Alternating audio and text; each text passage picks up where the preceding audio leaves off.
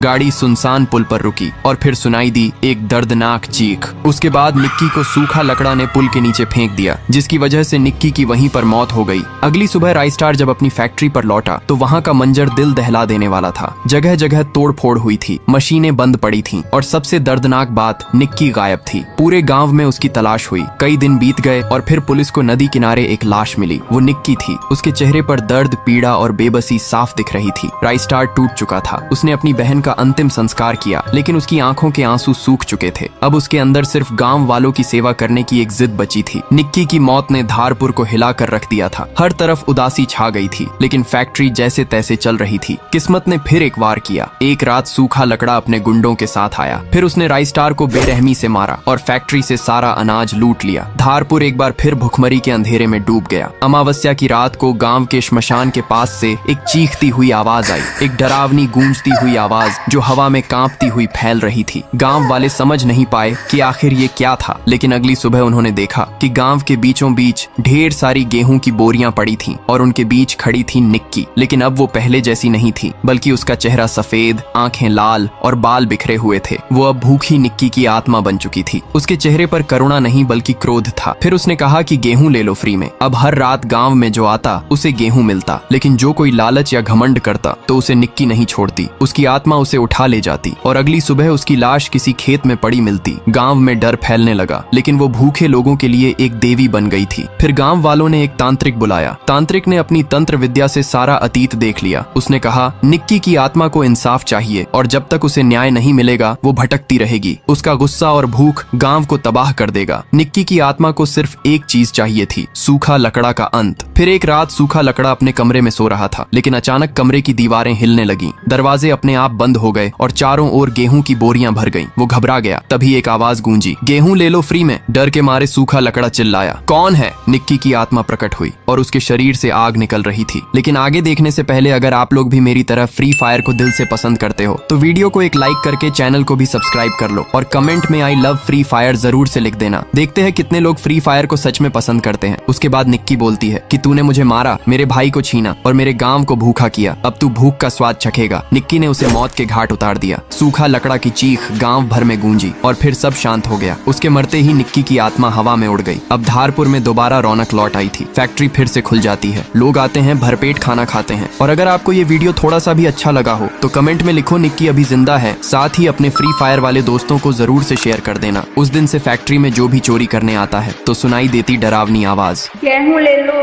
Free में।